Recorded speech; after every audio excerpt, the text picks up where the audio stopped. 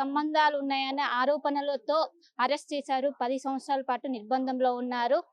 10 సంవత్సరాల అనంతరం జైలు జీవితం నుంచి బయటికొచ్చారు. ప్రస్తుతం మనతో పాటు ప్రొఫెసర్ సాయిబాబా గారు ఉన్నారు. వారితో మాట్లాడదాం. సార్ చెప్పండి, ఒక మనిషి జీవితంలో ఒకటి జైలు జీవితం కాబట్టి ఒకటి హాస్పిటల్ జీవితం అనేది చాలా నేర్పుతాయి అంటారు. మీరు ఒకవైపు జైలు జీవితం 10 సంవత్సరాలు అనుభవించారు. ఇప్పుడు వచ్చాక హాస్పిటల్ జీవితం అనుభవిస్తారు. ఏంటి సార్? అది నేను ఎప్పుడు అనుకోలేదు. ఆహ్, నేను జైలుకి వెళ్ళవలసి వస్తుందని. బహుశా ఆహ్, నేను మాట్లాడేవి, నేను చేసేవి ఏవైతే ఉన్నాయో అవి ఎవరికైనా కొంతమందికి నచ్చకపోయినట్లయితే వాళ్ళు ఆ విధంగా చేసుండొచ్చు గానీ, చివరికి కోర్టులో తేల్చాయి ఈ నే నేను నేను చేసిన నేరం ఏమీ లేదు అని.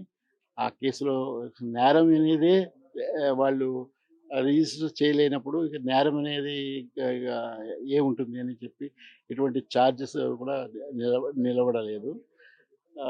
ఏదైనా గానీ 10 సంవత్సరాలు ఏ మనిషికి జీవితంలో అయినా చాలా ఎక్కువ కాలం. అది ఆ విధంగా జైల్లో సంవత్సరాలు కోల్పోవడం అనేది ఒక రకమైన విషాదకరమైన విషయమే. ఈ విషాదాన్ని విషాదంగా తీసుకోకుండా దాన్ని పాజిటివ్ థింకింగ్‌లో చేస్తూ ముందుకెళ్ళాలని నేను అనుకుంటున్నాను. అలాగే ఆహ్, ఎ దా ఆ సమయాన్ని కూడా ఏదో రకంగా ఎన్నో రకాలుగా ఉపయోగించుకొని ముందుకు వెళ్ళడానికి ప్రయత్నం చేశాను. ఇది ఒక రకంగా చూసినట్లయితే ఆహ్, వ్యవస్థ ఎట్లా పనిచేస్తుంది? ఎందుకు నిరపరాధుల్ని జైల్లో పెడుతున్నారు? లేదంటే చిన్న చిన్న నేరాలు చేసిన వాళ్ళని జైల్లో పెడుతున్నారు. ఒక దళిత్ అయితే, ఒక ఆదివాసీ అయితే చాలా సులభంగా జైల్లో పెడతారు.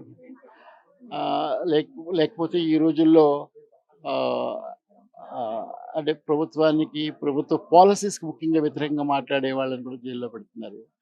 ఇలాంటి పరిస్థితి రాకూడదని, అలాంటి పరిస్థితి రాకుండా ఉండాలంటే మళ్ళీ ఇంకా ఇంకా ఎక్కువగానే ప్రజాస్వామిక హక్కుల కోసం పోరాడాలని అదొకటే మార్గం అని నేను భావిస్తూ అంటే మీరు జైలుకి వెళ్ళకముందు ఒక పోలియో మాత్రం ఉంది. కానీ జైలుకెళ్ళాక అనేక ఆరోగ్య సమస్యలొచ్చినాయి. వాటినన్నిటిని ఎలా అధిగమించారు? ముఖ్యంగా కోవిడ్ పీరియడ్‌లో? నాకు 2 సార్లు కోవిడ్ అటాక్ అయింది. ఆహ్, అక్కడ ట్రీట్మెంట్ కూడా చాలా నామమాత్రం. ఏదో ఒక కాల్షియం, వైటమిన్ టాబ్లెట్స్ ఇచ్చి ఇవ్వడమే. అది చాలా కష్టం. అక్కడ అనుకోలేదు, నేను కూడా అనుకోలేదు ప్రాణాలతో బయటపడతారని. ముఖ్యంగా కోవిడ్ పీరియడ్‌లో అది చాలా సీరియస్ అటాక్ అయింది 2 సార్లు కూడా. ఆ 2 సార్లు సీరియస్ అటాక్ అయిన తర్వాత అది ఆక్సిజన్ పెట్టి హాస్పిటల్‌లో జాయిన్ చేయవలసొచ్చిన పేషెంట్‌ని కేవలం అండా సెల్‌లోనే ఉంచి 4 గోడల మధ్య చిన్న సెల్‌లో ఉంచి అలా వదిలేశారు. అంటే ఒకవేళ బతికితే బతికినట్లు, బతకకపోతే బతకపోయినట్లు అంతే పరిస్థితి. It's very clearly a chance that I survived. Many people died in front of my eyes. వాళ్ళందరినీ కూడా కాపాడడానికి అవకాశం ఉండేది. మినిమమ్ ట్రీట్మెంట్ దొరికినా వాళ్ళందరూ కూడా బతికి ఉండేవాళ్ళు. నాతో పాటు ఉండి, నాకు ఎన్నో సేవలు చేసిన, నా కేసులో ఇరికించబడిన, నేను ఇంతకుముందు ఎప్పుడూ తెలియని పాండు నరోటే నా కేసులోన అతను కూడా చనిపోయాడు. అతను కోవిడ్‌తో చనిపోలేదు. కానీ 2 సార్లు కూడా అతనికి కోవిడ్ వచ్చింది. కోవిడ్ అయింది. 2 సార్లు కోవిడ్ వచ్చిన తర్వాత స్వైన్ ఫ్లూ నాకొచ్చింది. నా తర్వాత మళ్ళీ ఆయనకొచ్చింది. అతను చనిపోయాడు. నేను బతికాను. ఎట్లా బతికాను అని ఎవరో ఊహించలేదు. పాండు నరోటే చాలా యంగ్ ఆదివాసీ ఫార్మర్ ఆయన. 30 ఇయర్స్. అతను చనిపోతాడని అనుకోలేదు. నేను చనిపోతానని అనుకున్నాను. అందరూ కూడా అనుకున్నారు. జైలు అధికారులు అనుకున్నారు. అందరూ కూడా అనుకున్నారు. కానీ పాండు నరోటే చనిపోయాడు. ఆయన ఒక ఆదివాసీ. మోస్ట్ వల్నరబుల్ ట్రైబ్ నుంచి వచ్చినవాడు. అంటే బహుశా ఈ వైరస్ అటాక్స్‌కి అన్నిటికీ దూరమైన ఆదివాసీ సమాజం నుంచి వచ్చినవాడు కాబట్టి వీటికి త్వరగానే బలైపోయాడేమో అని అనిపిస్తుంది. కనీసం అంటే మనం సిటీల్లో ఉండి, ఎన్ని చోట్ల ఉండి ఎన్నో ఇన్ఫెక్షన్స్ వల్ల కోలుకుంటూ రావడం వల్ల ఒక రెసిస్టెన్స్ ఉండుండొచ్చు. అతను స్వచ్ఛమైన గాలిలో ఎక్కడో ఉన్న వాడు ఈ వైరస్ పట్టుకోలేకపోయాడేమో. కానీ ట్రీట్మెంట్ ఇచ్చుంటే బతుకుండేవాడు. అలాగే నాకు ఇప్పుడు 2 సార్లు కోవిడ్, అందులో కూడా అసలు ఏమి స్పృహ లేని పరిస్థితుల్లోకి ఎన్నిసార్లు వెళ్ళిపోయాను. అయినా కానీ అది యాక్సిడెంటల్గా I survived. I came out with alive surely accidentally. Even if that judgment came after that, I would not have perhaps survived. So that kind of situation I faced in the last 10 years.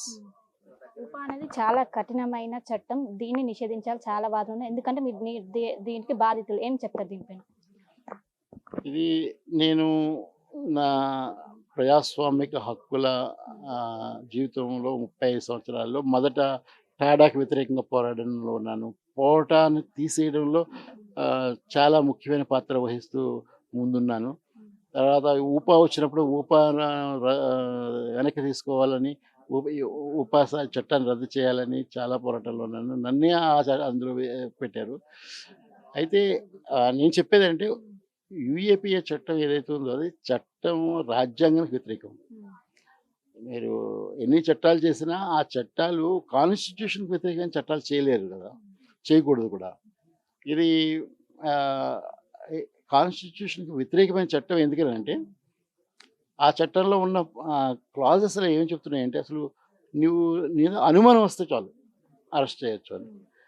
ఇప్పుడు a legal jurisprudence కూడా అనుమానాల మీద ఎవరిని arrest చేసి నిర్బంధించడం అనేది వ్యతిరేకమైంది.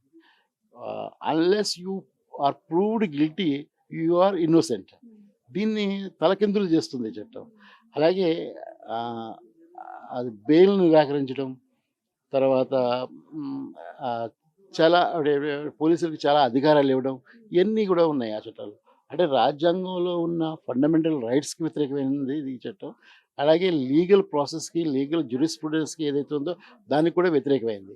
ఇలాంటి చట్టాలు democratic సెటప్లో ఇమ్మడనివి, ఉండనివి, వాళ్ళ వ్యతిరేకమైనవి.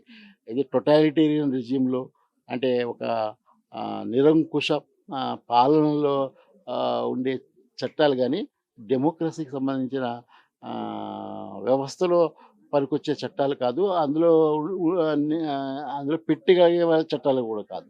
కాబట్టి యూఏపీఏ కానీ ఇంకా మిగిలిన డ్రకోనియన్ లాస్ ఏవైతే ఉన్నాయో వాటన్నింటినీ నేను వ్యతిరేకిస్తాను. అందరూ వ్యతిరేకిస్తున్నారు.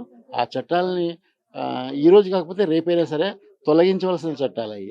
ఎందుకంటే ముఖ్యంగా రాజ్యాంగానికి వ్యతిరేకమైన చట్టాలు అవి. సార్, 10 ఏళ్ల జైలు జీవితాన్ని పుస్తక రూపంలో తీసుకొచ్చే అవకాశం ఉంది. టీచర్కి సంబంధించిన ప్రొఫెషన్ మళ్ళీ కొనసాగించే అవకాశం ఉంది. నేను టీచర్గా తప్పనిసరిగా నా ప్రొఫెషన్ నేను కొనసాగిస్తాను.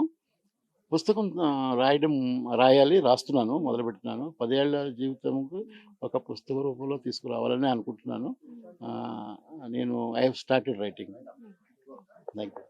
ఈ 10 ఏళ్ల జీవితం చాలా చీకటి రోజులు అనుభవించాం. ముఖ్యంగా అండాశైలిలో వేయటం వల్ల నార్మల్ ఏదైతే జైలుకు సంబంధించిన జీవితం కాకుండా చాలా హారబుల్ రోజులను ఫేస్ చేశా. ముఖ్యంగా కోవిడ్ పీరియడ్లో చాలా ఇబ్బందులు ఫేస్ చేశా. ఇంకోవైపు ఏదైతే ఉపా చట్టం ఉందో దాన్ని నిషేధించాలి అని, ఇంకోవైపు ముందుగా ప్రొఫెసర్ ఏదైతే ఉన్నదో దాన్ని కొనసాగిస్తానని ఒకవైపు ప్రొఫెసర్ సాయిబాబా గారు అయితే ప్రస్తుతం అంతా చెప్తున్నారు. కెన్ వేణుతో కలిసి శిల్పా RTV హైదరాబాద్. మరిన్ని వీడియోస్ కోసం ఛానల్ ని సబ్స్క్రైబ్ చేయండి. లేటెస్ట్ అప్డేట్స్ కోసం వాట్సాప్ ఛానల్ ని ఫాలో చేయండి. అండ్ లింక్ డిస్క్రిప్షన్ లో ఉంది.